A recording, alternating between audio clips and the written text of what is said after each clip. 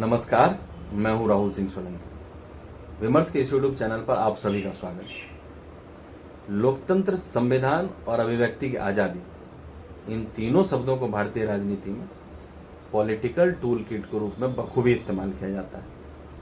और जब चर्चा इन तीन शब्दों की हो रही तो कल की तारीख यानी 25 जून इन तीन शब्दों के राजनीतिक इस्तेमाल और वास्तविकता को समझने के लिए उपयुक्त है।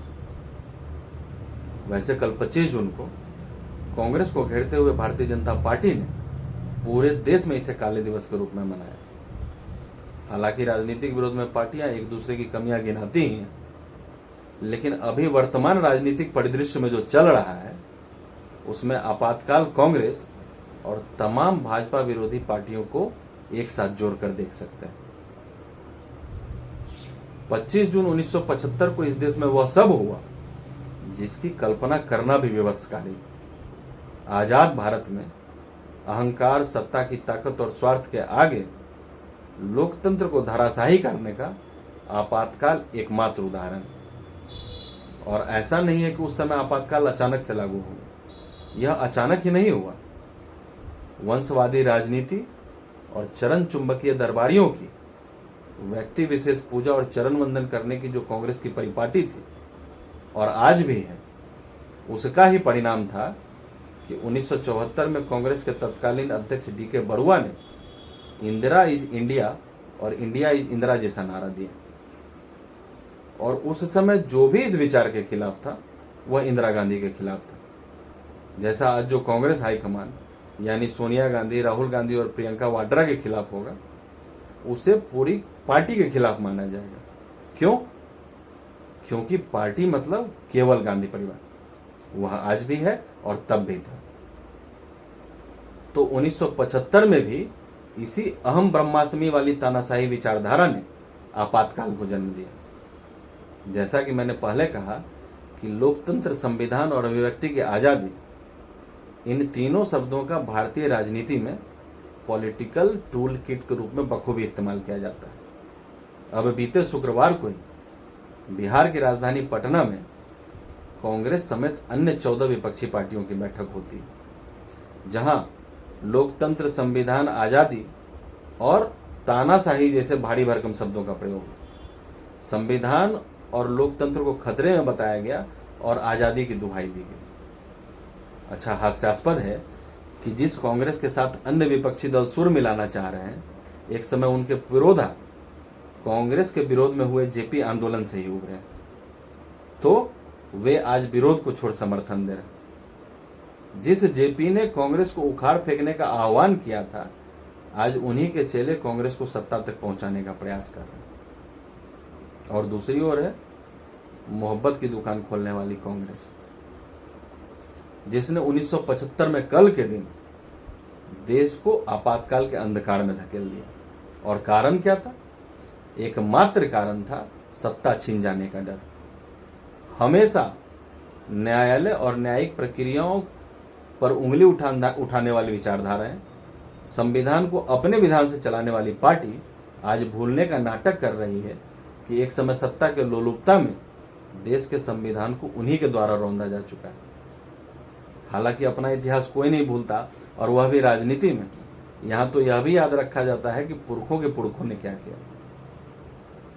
तो कांग्रेस इतिहास को भूलने का नाटक नहीं कर रही है, बल्कि ऐसा इतिहास जो उसके लिए काला हो उसे छिपाने का प्रयास कर रही है। लोकतंत्र की आड़ में राजतंत्र की प्रहरी रही कांग्रेस एक नई चालाकी से आज चल रही है।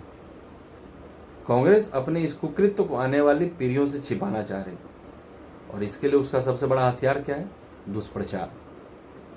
तो केवल दुष्प्रचार के माध्यम से लोगों को गुमराह किया जा रहा है। अभिव्यक्ति की आजादी, लोकतंत्र, संविधान को लेकर व्यर्थ में सवाल खड़े किए जाते हैं, और यह बताने का प्रयास होता है कि जैसे देश में सामान्य हालत ना हो। और इसमें कांग्रेस का साथ कौन दे रहा है? वामपंथी और दूसरी विचारधाराएं, जो आज कहीं न कहीं अपने वजूद को संघर्षरत है। लेकिन आप चाहे जितना अनर्गल प्रलाप कर लें, सच्चाई मिट नहीं सकती।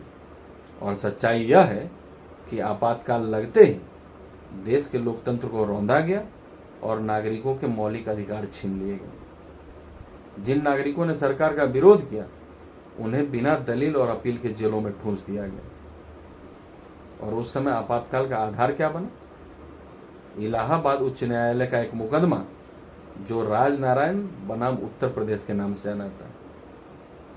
उस समय उच्च न्यायालय के न्यायाधीश जगमोहन लाल सिन्हा ने एक ऐसा निर्णय दिया जिससे तत्कालीन प्रधानमंत्री इंदिरा गांधी इतना भयभीत हुई कि रातों रात देश पर कब्जा करने का प्रपंच रच डाला। अच्छा, इससे साल भर पहले से ही देश में सरकार की खिलाफत हो रही थी और बिहार में लोकनायक जयप्रकाश नारायण के नेतृत्व में आंदोलन चरम पर था। लेकिन उस मुकदमे में न्यायाधीश ने अपने निर्णय में न केवल इंदिरा गांधी को रायबरेली से सांसद के रूप में चुनाव को अवैध करार दिया, बल्कि अगले 6 साल तक उनके कोई भी चुनाव लड़ने पर रोक लगा दी। तो ऐसे में इंदिरा गांधी न तो लोकसभा की सदस्य रही, ना ही वो उस समय राज्यसभा जा सकती थी। सारे विकल्प तलाशने के बाद कांग्रेस की सरकार ने तय किया कि देश को आपातकाल के अंधकार में झोंक दिया जाए।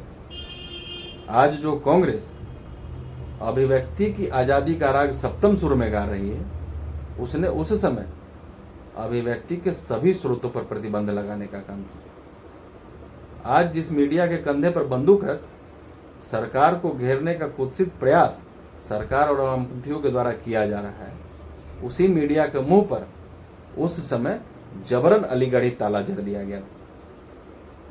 इंदिरा गांधी के खिलाफ लिखने वाले मीडिया संस्थानों के प्रमुखों को, संपादकों को अकारण और मुफ्त में जेल की सुविधा प्रदान की गई थी।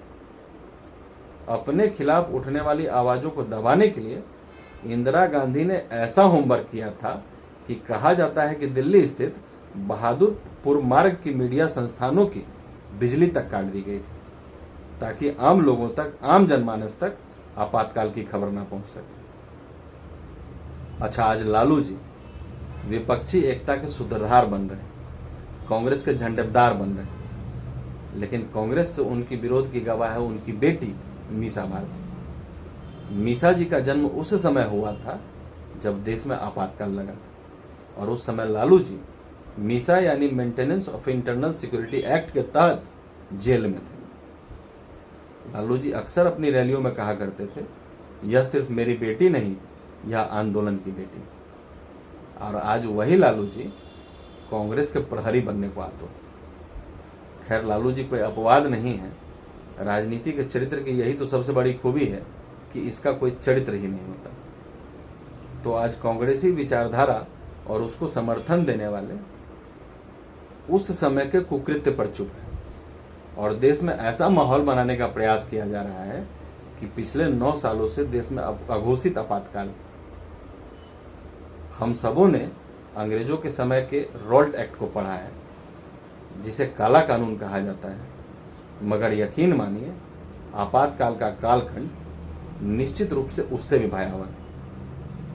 रॉल्ट एक्ट को काला कानून इसलिए कहा जाता है क्योंकि इसको ब्रिटिश सरकार ने भारत के लोगों को कुचलने के लिए बनाया था। यह एक ऐसा कानून था जिसके अंदर ब्रिटिश सरकार को यह अधिकार दिया गया था कि वह किसी भी भारतीय को बिना मुकदमा चलाए जेल के अंदर डाल सकती है और इंदिरा गांधी ने भी वैसा ही किया। दोनों में एक चीज कॉमन थी, दोनों राज करना चाहते थे।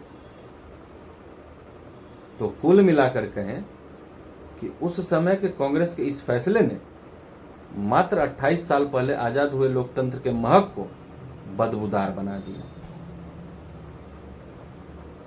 तो जिन्होंने इस आपातकाल के दंश को झेला, जिन्हें आपातकाल के दरमियान जेलों में बंद किया गया, वो लालू प्रसाद यादव, नीतीश कुमार, समाजवादी पार्टी के संस्थापक मुलायम सिंह यादव, जिनको भी जेल में आपातकाल के दौरान डाला गया, उनके पुत्र अखिलेश यादव को कल आपातकाल की बरसी पर सांप सूंघ गया। किसी ने इस पर एक शब्द भी नहीं बोला। क्यों? क्योंकि ये राजनीति के पुराने चावल और इन्हें पता है कि नैतिकता और शुचिता की बात तब तक की जाती है जब तक सवाल अस्तित्व पर ना हो। अभी तो इन सब को मिलकर लोकतंत्र और संविधान को बचाना है और वैसे भी आपातकाल को भूलकर ही स्वर्णिम काल की कल्पना की जा सकती है। तो आज के लिए इतना ही। फिर मिलते हैं अगले अंक में किसी और विषय के साथ। तब तक के लिए इजाजत दीजिए। नमस्कार।